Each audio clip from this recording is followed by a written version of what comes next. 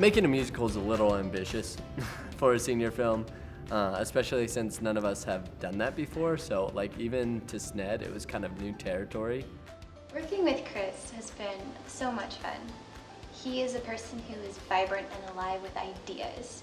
And he's very impulsive. So for him to come find us and say, hey, I want to make a musical, that's a really big idea. And a lot of other people would have approached that idea and said, wow, that's a really big idea. I should probably do something safer. I wasn't going to be able to do this alone, which is why from a very early on stage, I was like, I can't do this. But then like I went to talent show and yeah, saw incredible people who were able to do music stuff, and Haven Brown, Coral Bradshaw, Andrew Brott, like those three people just like blew me away in terms of musical talent. And I started reaching out to them and was like, hey, you want to help me write a musical? And slowly but surely I built a team, and Coral really just stepped up, and she was like playing the piano, singing songs. It was incredible to watch the music start to unfold. My role for the film began back at the idealizing stages, sitting with Chris and Andrew and Haven in a room and coming up with who these characters were going to be, what their sound would be like, what words they would say, and who they were as people. So it was very exciting to be part of the conceptualizing process for the film. And then we wrote the music. And I was a big part of the composition and the music, and my friend Andrew co-wrote a lot of lyrics. And together we decided what these songs were going to be. And then as director of music, my role beyond the music and lyrics was orchestrating all of the sounds, kind of creating the sound palette for what this film was going to sound like. The instrumentation, writing all the sheet music. I got to be a part of casting our vocalists, our actors, and then coming alongside them and our chorus members and teaching them all the music, recording with them, and being with them on set to supervise their interaction with the music there. So being the assistant director, I'm kind of the behind the scenes of the behind the scenes. And so I take care of scheduling and making sure that all the different departments have what they need, and on the day making sure that we stay in our time budget. And yeah, it's a vast array of things. It's a full-time job that is hard to do during the full-time job that is college, but yeah.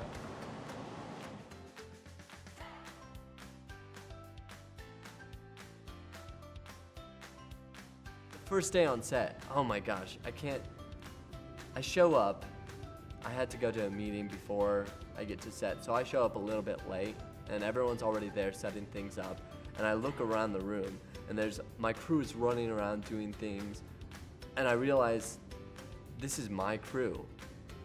What the heck, this is my crew? And then I see extras start to show up, and I talk to Solomon, and I'm having like an internal like, what the heck am I doing? I am not qualified for this. These people are here to like make my film, but I have no clue what I'm doing. That day apparently was the second hardest scene to shoot. We didn't know that when we were scheduling it at the beginning of the semester. We just like, hey, we'll throw that down. We'll do that the first day. Why not? Horrible idea. That was such a hard scene to do. It was a traumatic day. Like, I had to walk outside multiple times and just like take some breaths of fresh air and then go back in and be like, okay, let's deal with these extras and let's figure this out. It was a big day. We made it in the end, and because we made it, I was able to have a lot more confidence going into the next thing.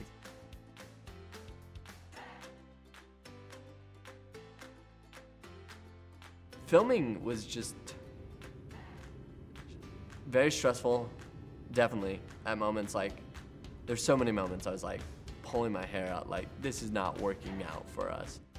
We're just so close, yet still so far away. Isn't that nice? That was really but it just always seemed to end up working out, especially with our last day, which we just finished yesterday. I mean, we didn't have permission to shoot on Broadway Street most of the semester. We kept talking about it. Then they started doing construction on it, like at the beginning of the semester, and I'm just like, yeah, sure. What the heck? Everything is going wrong. We're going to have to find another downtown. But I call Main Street Siloam and I get reassured that like the street will be open and good for you guys when you want to film on it. So I was like, perfect. But then the city's like, no, you can't film on it because the construction, like, yes, it'll be open, but the construction is making the business owners downtown too stressed out. So when we were first trying to talk to the city about filming on Broadway Street in downtown Siloam Springs, they didn't like the idea of us closing it down because the business owners were already having to deal with construction and that limited traffic to their businesses. So they didn't want to just push them over the edge with like all this like another reason why people wouldn't come to a business for a given day. And that was understandable.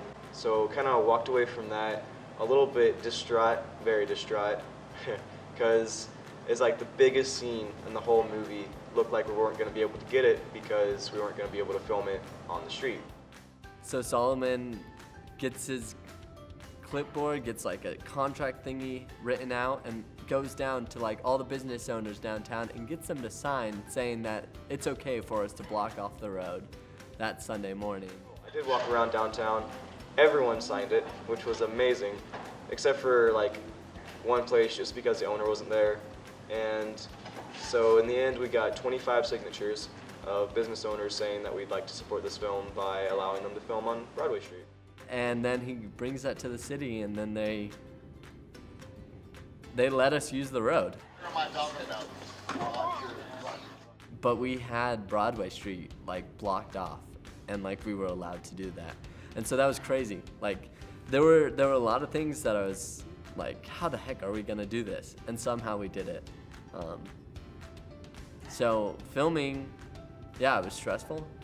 A lot of times I was doubting myself, but it turned out to work great for us. My other favorite film day was definitely our last day of filming, which is when we filmed the first scene, the big Broadway Street introduction to the entire film. And we had all of the extras we needed, not a second before we needed them. When I was writing it, I was like, that'll be easy. And I like wrote a ton of extras in that scene. And I was like, that'll be easy. We needed, like, I wanted to have 15 extras. You know, it's hard to get extras. It's so hard to get extras. And I thought, like, nobody was responding and nobody was letting me know that they were interested about being an extra. So I thought we weren't going to have any extras. We might have to throw crew members in there to fill certain speaking roles when he was walking down the sidewalk, like have a pie to make, construction to do, stuff like that. Turns out, on the day, we had like 10 or 15 extras show up. And we ran into so many challenges on set. I spent a lot of time blocking initially. We ran behind schedule. In the middle of one of our scenes, it started hailing. What's wrong with his arm? What the hell?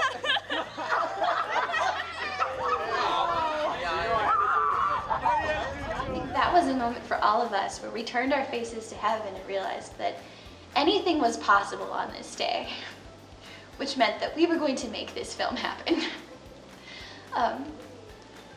And after that moment, I think just all of our defenses were shattered, and we just let things happen the way that they happened. And it turned out so beautifully and so much fun. We saw people from the community show up on set to be extras, to sing this song that they didn't know, but by the end of the day, they couldn't stop singing it. People dancing, laughing, interacting with each other, again, in the middle of the street. And to see the community that brought forth, that making this film brought people to a place of celebration together of a good and beautiful thing. And it was a very triumphant day for me. It was the day that I saw So many good things happened. It was also the last day, so there were so many tears. Everything by the end of the day was flowing together. We were all having fun. It was stressful, but it was fun. I had fun, and I was ecstatic by the end of it because I was like, we pulled it off. We got this done. Thank you, God. Thank you, Holy Spirit.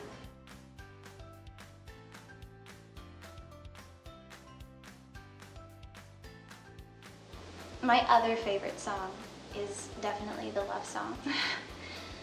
If I Have You, it was a very powerful song to write. I remember feeling so deeply while I was writing the lyrics to the verse, like when the world fell down, you were there beside me. It's a very intimate song and a very powerful one.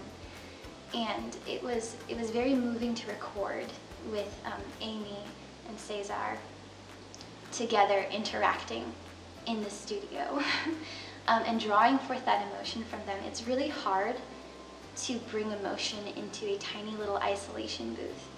And so there were a lot of moments between me and them and all of us trying to figure out how do we bring the genuine tenderness of this song into a little booth. And it was a struggle, but then suddenly they did it. And that was a very beautiful moment. And filming that scene, everybody on set had that song singing in their hearts for the rest of the week. The love song is a very powerful song for everybody. I believe everyone who's heard it. So many people have come up to me and been like, this song puts me to tears. And I'm like, well, good. Probably my number one drive to push through the long hours at night and to be like, whenever I'm like, I really don't want to do this or whatever, was remembering Coral Bradshaw and how much effort she put into her music. She spent so many hours when she has no time because she's doing portfolio, college, AVL, lighting technician, already pulling all-nighters for that awesome stuff and just smashing that out of the park, and then making this amazing, beautiful Broadway quality music.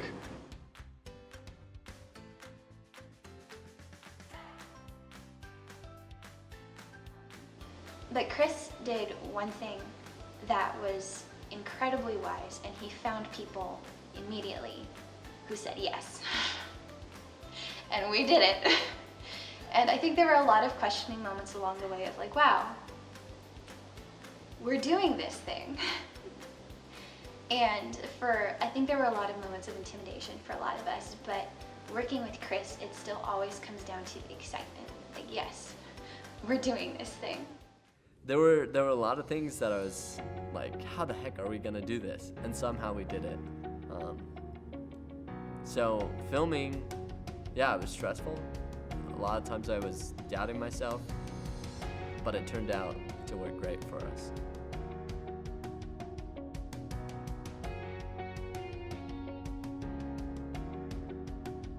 I just really hope people, when they watch this film, I hope they enjoy it. I hope they smile, they laugh, and they just get really invested in it, in the music, in the work, and the passion that was put into it.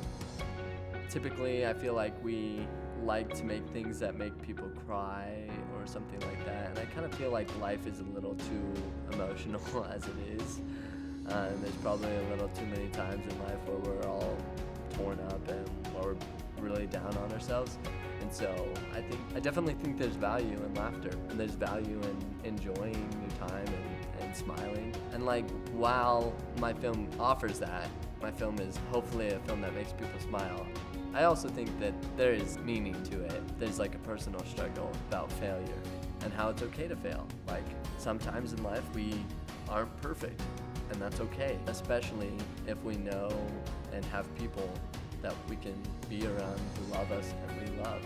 And so Caden has a support system. He has friends that he loves and they love him. And so when failure hits, it doesn't sink him. And I think that's an important message in my film, is that like we're worth more than our successes and our failures. There's a lot more to being alive. There's a lot more to this life than whether we succeed at what we attempt or we fail.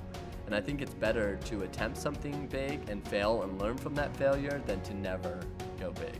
I'd rather shoot for the stars and hit the moon than never shoot for the stars at all, because the moon is still pretty high up there.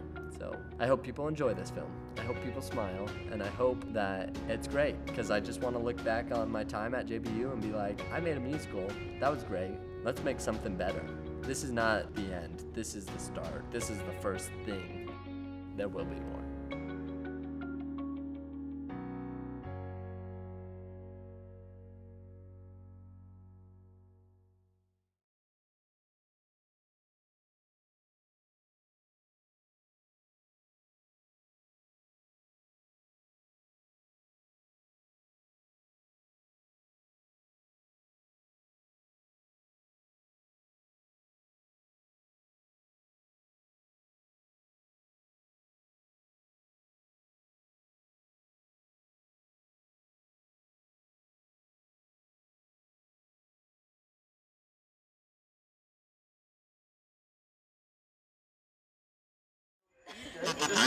As you acquire. Still have to record the or the intro.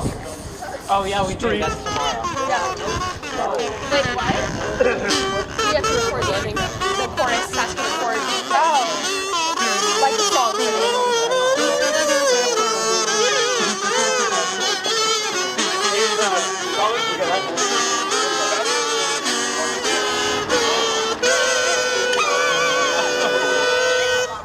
Joe has Everyone should record that. The thin membrane. That was a thin membrane. He just did. Is that in the song anywhere? The semi-permeable membrane! Did you get that, Kalina? Yes.